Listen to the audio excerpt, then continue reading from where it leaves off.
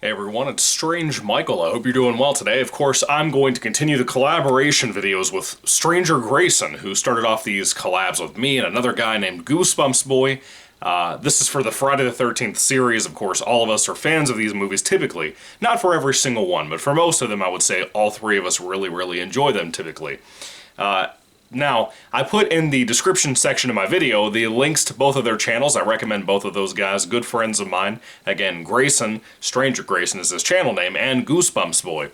I recommend them. They're really cool. I've really enjoyed catching up with them on their particular videos and watching them each and every day, pretty much, as they release them, to see what they think about the same films that I grew up on. I love hearing people's opinions on Friday the 13th movies because everybody has a different taste on what they like about the series. Some people like everything, which is hard to believe. But some people like the latter films more, some people like the earlier films more, some people like a few films out of the whole franchise, but really enjoy those movies. It's such a great series because of that. It's not something you could really pull off with any other series of movies, like Halloween, Alien, Terminator. You can't really do that. You can't really take different directions on any of those projects and series outside of like Friday the 13th and really accomplish what people want. Even Nightmare on Elm Street, everything up to the remake, really didn't try too much of anything new outside of New Nightmare, Freddy vs. Jason, you know what I mean. Anyway, now we're talking about the 10th movie of the series that even the title has to reference number 10 in Roman numeral, and that is 2001. Yes, I never knew that. I never knew this movie came out in 2001. I thought for sure that it came out in 1990-something, because Jason Goes to Hell Part 9, The Final Friday, was 1993. I did not realize that Jason X came out in 2001, 8 years. 8 years after Jason Goes to Hell, Part 9. That's how bad that movie was. That New Line Cinema put out Part 9, as awful as it was, because of the demands of Sean S. Cunningham. 9 years later, or 8 years later, they put out this movie, Jason X. Now, I knew this movie looked cheap. I have watched this film a billion times in my life, and I've not watched it for a few years now. Usually I watch it at least once a year, for the longest time. And for the last couple of years, I slacked off. Maybe closer to the last 3 years, I just slacked off because a lot of my time was going to my Goosebumps channel, Michael Goosebumps fan. And I kept not getting around to this. I would watch probably parts 1 through 6 or 7, somewhere in there, and I would just not get super far into them. Because there were movies like Part 9 that I hate so much that I would get to like Part 8 and see that it had a lot of flaws, and I would kind of start to dissipate my interest for the summertime. But a lot of the time over my life, I watched almost every single film over and over again, and this particular one, when I was growing up, used to pop up on the Sci-Fi channel over and over again, back when they were actually called Sci-Fi and not Sci-Fi, S-Y-F-Y, as it's spelled now. And I remember showing my cousin this for the first time ever, the same cousin that showed me a lot of things like Grand Theft Auto San Andreas, just GTA in general. My cousin and I loved this movie because of our memories about watching it for the first time together, and he loved it so much as one of his first Friday the 13th movies, even though he knew who Jason Voorhees was. I believe this is the first one he ever saw. And I believe, too, that we watched this and Freddy vs. Jason that came out after this about 3 years later, and also the first Leprechaun film, in probably the same night, on the Sci-Fi channel at my grandparents' house on my dad's weekend. And I got him into horror because of these kinds of things that I grew up on and things that I watched over and over again. I think I was like 10 when I showed him this movie, maybe 11, and he was probably about 10 or 9. Anyway, we have good fond memories about this film, and I love it for nostalgia's sake. I really do. But there are so many flaws in this movie. So many things that don't hold up, and again, the horrible, cheap look to it. In one part, I don't hate it because it's Friday the 13th. They've always looked cheap, most of the time. On the other hand, though, Jason X is a very specifically shitty type of cheap because of the concept of the movie. Of course, this came out in between Part 9 and Freddy vs. Jason, trying to be something that could stall the fans until the Freddy vs. Jason movie came out, which is probably part of the reason why it took that 8-year span to get this out. But let me tell you this.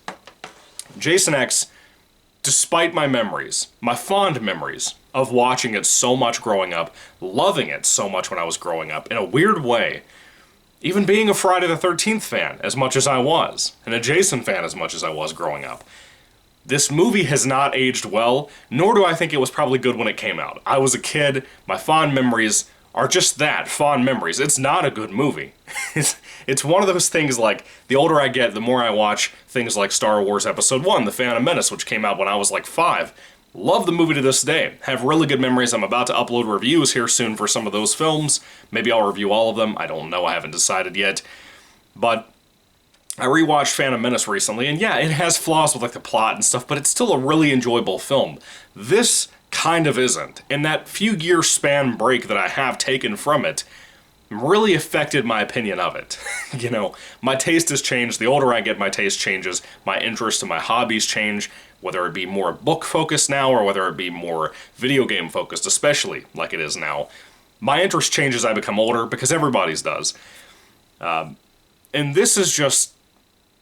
this is a rough watch now, and it's a shame to say that, because I used to enjoy it all the time, and I think I said in some of my previous videos leading up to this review that I loved this movie quite a bit. And again, I still do in a weird way for like nostalgia and, you know, my memories with my cousin, who's basically like a brother to me.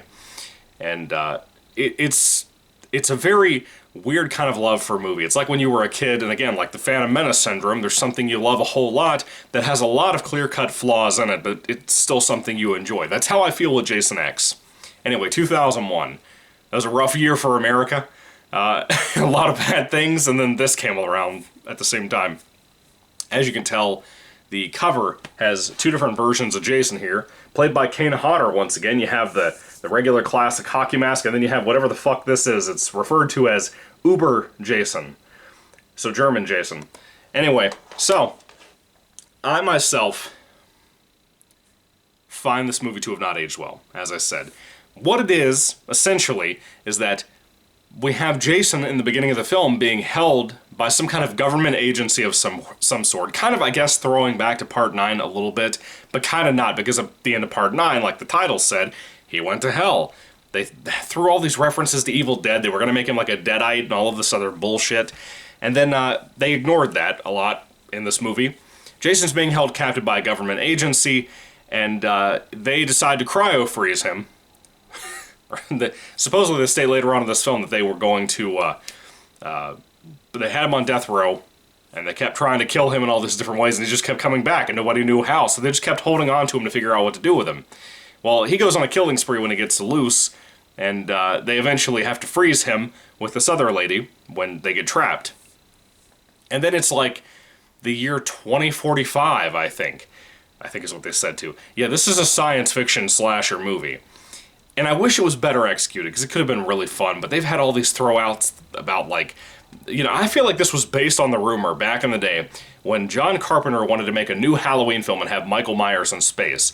That was a thing. That was a real project that he wanted to do. And I feel like this was a movie that was conceptualized based on that rumor and that joke. But I don't think it was a joke from Carpenter. Carpenter has some weird things that he does with movies and stuff now. I don't think it was a joke from Carpenter, but I think that rumor of him wanting to make that was the reason they made Jason X. In my personal opinion, that's just what I feel like.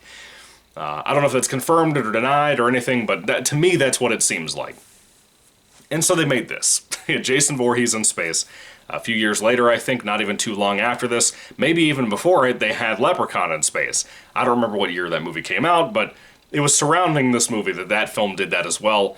And I don't know what's worse or what's better. Leprechaun 4 or Jason X? Which one do you think? I am kind of leaning towards this movie because of the kills, but Leprechaun 4 is a hilariously awful movie, and I love it. It's great. Probably my second favorite Leprechaun film, if I'm being honest with you. But I could be wrong. I'll go back and rewatch those at some point, maybe next year for St. Patrick's Day weekend or something, and talk about them.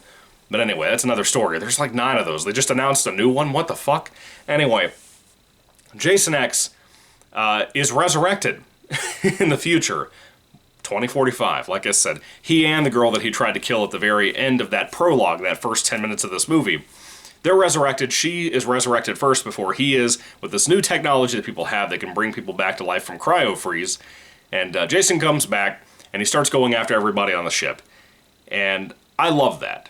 I really do. That concept If it was darker like the original Alien movie, that would be great. That would be fantastic, as a matter of fact. If it was trying to be scary and actually frightening and very dark. But the way this film was shot, with these cheap, horrible-looking plastic walls in the background of scenes to be like the control panels and shit, between things like that, the horrible areas of the ship that should not be dark, but they are, because some areas are so well lit in the ship, and other places are absolutely not for no sensible reason. And it's bizarre. It's really bizarre, but it's one of those weird 1990s, early 2000s choices to try to go from weird lighting, really ugly lighting, like almost like Next Generation of Star Trek lighting, which I like Next Generation, don't get me wrong, but sometimes it's kind of an ugly show. Just be honest with yourself. Sometimes it's kind of an ugly, sometimes cozy looking show. You know, you have carpet on spaceships, for God's sake. This movie does not have carpet on its spaceship, but it comes close.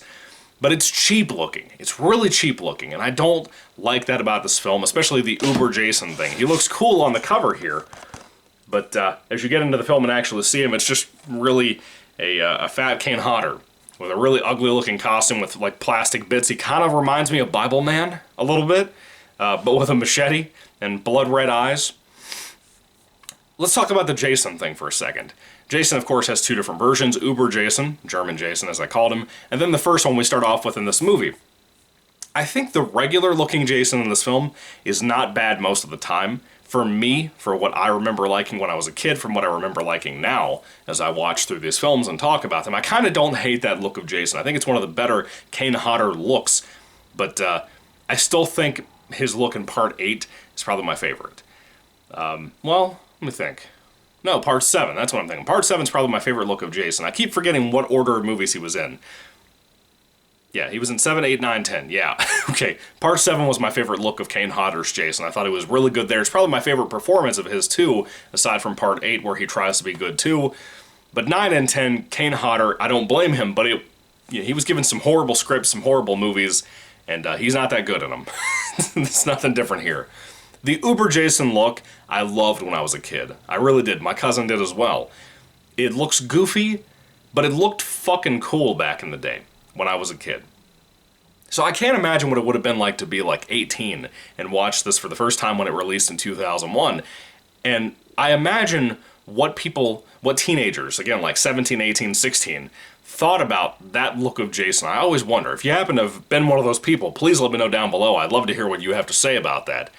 But I guess if you watched this at 16, you could tell me your thoughts too, whether you saw it in 2001 or not. It probably doesn't matter, but I'd love to hear all that down below too, just to hear what people thought, because I was a kid when I saw this film over and over again, and I loved the look of him. As an adult, it looks fucking horrible. It's just again, a really bad way to conceptualize and design a Jason, in my opinion. Even from a future perspective, it's nonsense. But, the characters in this film, let's talk about them briefly. The acting mixed with the writing of these characters. The kills are kind of cool. The kills are some of the best parts of the film. I'll get to that in a moment.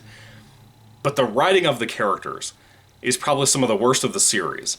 I would say that Part 9 might have better characters with the whole Jason's half-sister shit and like his niece and stuff. I would almost say I like that more than what I like of the writing of the characters in this film. There's not really any character in these characters either. It's kind of just, they're just there. They just do things. They just exist. They're on a spaceship. They're from the future. One of them's from the past. And then there's Jason. Jason is what you're watching this film for, and I think New Line Cinema understood that by this point. But New Line is not one of the best companies ever, in my opinion. They are very successful, but I don't think it's one of the best companies ever made. And when I watch movies like this, well, you see why. You know, it's messy. It's messy. And the fact that they got their shit straight by the time 3 years had passed, in 2004 we got Freddy vs. Jason, which I still think is one of the best of both franchises, Nightmare and Friday.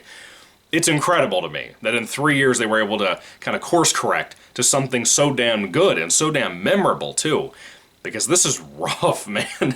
But Jason killing all these people, again, the kills look really fun. They look good most of the time, depending on what we're talking about scene to scene. But The characters, I don't give a shit about. You have some tough military types, you have the more scientific types, you have the some that are just wanting to go have sex all the time. You have the typical setup here. I'm surprised there isn't like a drug thing in here. Like, you have like holograms and stuff that do drugs, but like you don't have people doing drugs, which was surprising for a Friday the 13th movie. You couldn't even come up with like a fake, like Star Wars has spice, which is their version of a drug in the Star Wars universe. You don't even have that for Jason fucking X.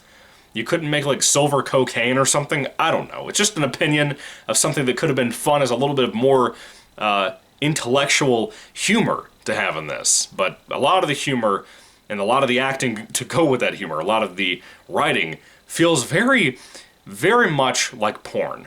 Like, very much like porn. The quality of the acting, some of the people who look like porn stars in this movie. It's weird, it's bizarre to say that, but if you've seen the film, you probably know what I'm talking about. The movie just feels off, and as I watched it this time, I realized that more and more, how dissuaded I was with that. How weird that felt, how weird some of the scenes feel, and how some of the scenes just felt like they did like a one take. It's like, out of all the takes you got, that's the one you chose to put in the official Jason X Friday the 13th Part fucking 10 title of a movie. Why? Why did you do that? Some of the choices just don't make sense. That's my opinion on it. I think it's bad decision after bad decision with this. I feel like even in conceptual ideas in the boardrooms back in the day before this came out, to sit there and say we're actually going to be serious about having Jason in space to be able to possibly beat out John Carpenter putting Michael in space, it seems like a bad idea. I feel like everybody should have just avoided this whole trend. It was a bad horror trend and it's been done for a while. As in, like, over for a while, thank God. But I'm surprised Halloween Ends didn't go in that direction. Because Halloween Ends threw, like, everything at the board. Why did we not throw some kind of reference to Michael going to space? It could have been the fucking cherry on top of that piece of shit. Anyway, so let's talk about the practical effects. I already talked about everything else, like the cinematography and shit looking like cheap. The CGI, it is rough. It's rough. Some scenes of, like, the spaceship that they fly at the beginning of the film having to connect to a bigger ship doesn't look horrible. It looks aged, but it doesn't look horrible. Kind of like how, again, Star Trek The Next Generation, which is what I constantly think of comparing this movie to all the time when I think about this movie. Just because the kind of cheaper look to it sometimes. Those shots, like Star Trek Next Generation, of the ship flying around don't look bad. In my opinion, they don't. However, there are other scenes involving the spaceship, there are other scenes involving, like somebody getting their arm cut off, for example, that is clearly CGI, and it looks horrible. There's at one point these holograms, like I keep talking about in the movie. Being a sci-fi film, why the fuck would you not have holograms in it? They have those here, and they look horrid. Absolutely horrid. Like, embarrassing horrid. Like, I feel secondhand embarrassment for New Line Cinema, for Kane Hodder, for everybody that I actually give a shit about being involved in this movie. It's rough. But the practical effects kind of balance it out and kind of even it a little bit. The practical effects and the kills and the ideas for those kills, like using the cryogenic freezing stuff, is fantastic. There's this scene where this one chick, early on in the film, gets her face put into this, like, sink-like thing, which seems a little like, what am I trying to say here? It seems like a violation of some kind of, like, what's that company that watches your companies? Well, not the Better Business Bureau, who gives a shit about them? But, like, the other people, the safety people, you know what I mean? Like, you have a big-ass sink that somebody could slip off of a countertop and put their hand in and then lose their hand for the rest of their life. But anyway, this thing's filled with this mercury or something, and Jason takes this chick's face and puts it in there, and then smashes her face on the countertop, and it looks so good. It's one of my favorite Friday the 13th kills of all time. It is so great. There are so many good kills like that, some good, stupid, poorly acted one-liners that really make some of the kills even better. I love a lot of it. I really do. I think the practical effects, when they are practical, look really great. They're really fun. There are lines in this film with how bad the writing is that I still love. One character, as I mentioned, gets his arm cut off, and the way they heal things in the future, they kind of like put like a little patch on your stump of whatever you lost, a leg, an arm, whatever. And then you have to take your arm with you. And he leaves it on the little transport spaceship. And he's walking, he's drugged up after the medication they had to give him. He's walking around, and he gets a little far away from that little transport spaceship thing, and he says, "Oh shit, I forgot my arm." And like, I still quote that to this day. I still quote that to this day, and my cousin will still quote when we see each other every once in a while. He'll quote the line in here, like, "It's gonna take more than a poke to the ribs to put this old dog down," or something like that. Whatever the line goes. He says that all the time. And then, you know, he'll stop for a second, he might stub his toe. My cousin, not the guy in the movie. My cousin might, like, stump his toe, and he'll be like, "That'll do it," you know? We quote this movie all the time. It's not a super quotable film, but some of those quotes, they're cinema gold, I tell you. Cinema gold. Of horror, of anything. Of a Jason film, of a Friday series, anything. They're fucking gold. But anyway, practical effects, half and half. Very mixed bag. The music. I need to look this up, because I am fairly certain that I am right about this heartbreaking thing. By the way, this is written by a fellow you may know, Todd Farmer. Yes, who was going to work on Halloween 3 with Rob Zombie. He did My Bloody Valentine. He did so many things, dude. Drive Angry. My boy Horror Free for All. Horror FFA is his channel right now. The title of it, at least. He has talked a lot about Todd Farmer. He is a bigger Todd Farmer guy than I am, but I read the script for Halloween 3, dude, and it looked great. It seemed like a really cool flick. But Todd Farmer, I respect. I really do. Because My Bloody Valentine, as bad as the movie can be, the storyline and the ideas for that were cool, and I enjoyed that. Todd Farmer,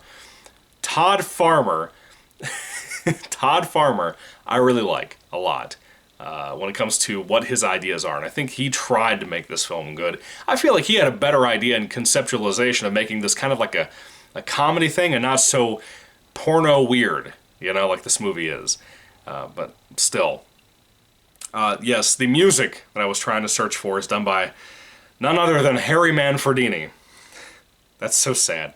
I think this is the last one he did. I don't think he was involved at all in Freddy vs. Jason. I could be wrong about that, but I don't think he was. Harry Manfredini did the music for this, and if it sounded bad in Part 9, it's really bad here.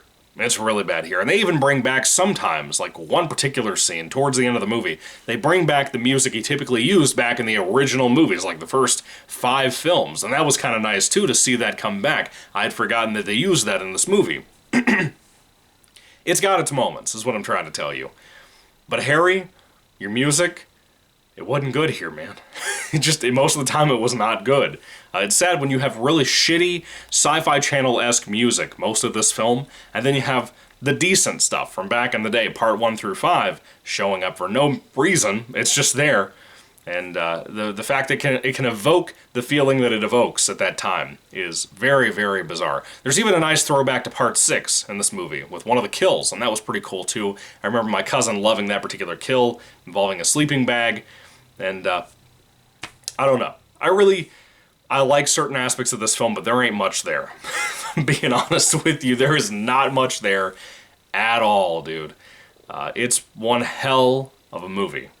And I can understand why people hate it deeply. I really can. I couldn't understand it when I was a kid, because I knew what it was going for. I knew it was goofy and silly. But the quality of it is not something like when you're watching Guardians of the Galaxy, and you know the kind of tone they're going for that. The kind of goals they wanted to hit there, they hit masterfully. Some of the best films, I guess mainly the first film in the Guardians series, is probably one of the best films, probably my top 4 for all of the MCU, for example. But something like this, you can enjoy it when you're younger and you don't really understand filmmaking all that well, or some of the goofier moments where it seems like one person's probably putting another person in a headlock throughout the film. The shit's funny, man. You can't help but laugh at it as you watch the film.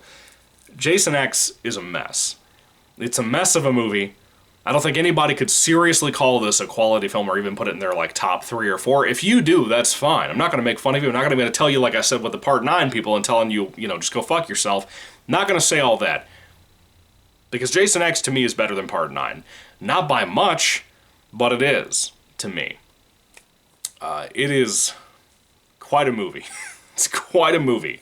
Now, the real question is, as I talk about this, I talked about in Part 9, I'm not a fan of Part 3.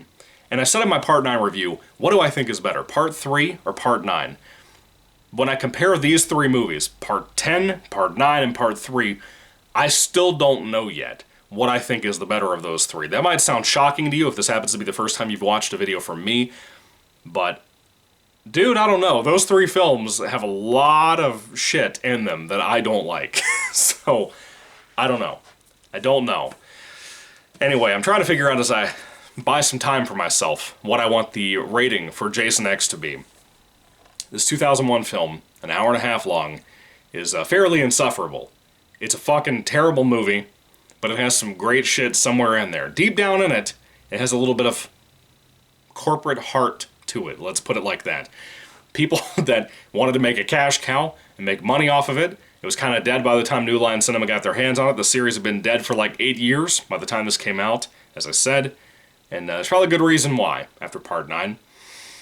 But again, to go from this to Freddy vs. Jason is shocking to me. When it comes to Jason X, if I had to review, or I had to rate this movie on a 5-star basis, I cannot truly justify, as much as I love certain moments of it, as much as I have many fond memories of watching this with my cousin, and watching it all the time either with him again in the future after that, or by myself all the time on Sci-Fi Channel, or this DVD that I got from my mom back in the day. As much as I enjoy my memories of it, I cannot sit here and tell you that it is even a middle-of-the-road bland movie. If I had to rate Jason X and I was being fair and unbiased, with a little bit of my bias thrown in there, it's still like a 2 out of 5 stars. It is. I can't rate it higher than that. I used to love this a lot more. Again, it's been a few years, I think, since I've seen it, and that 3 years really hit, dude. It really gave me some space to really analyze this thing.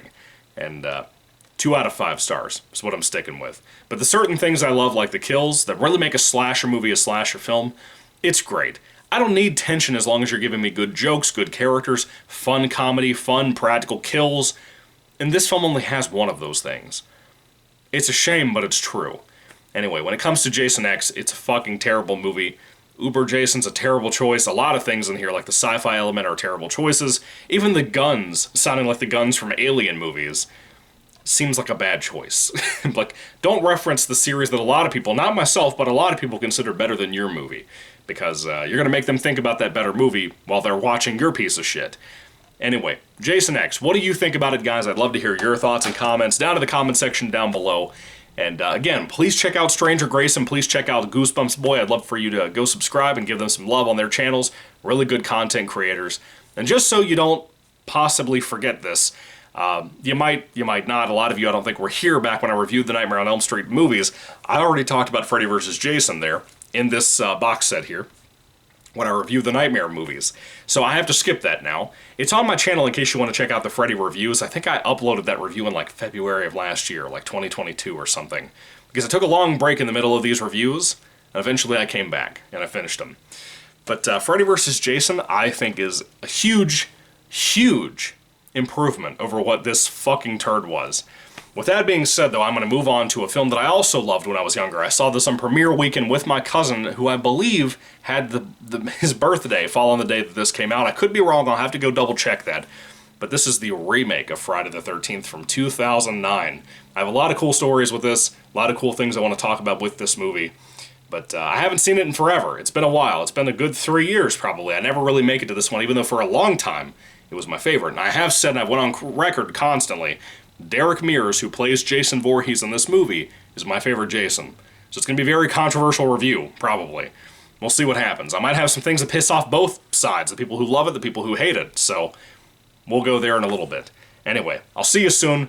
Maybe by Monday I'll review this. I don't know yet. But anyway, Friday the 13th Remake 2009, I'll get to that next. Skipping Freddy vs. Jason. Anyway, thank you all for watching. God bless you guys. Let me know your thoughts on Jason X and my 2 friends I'm collabing with down in the comment section down below. Thank you guys. God bless you all. Goodbye.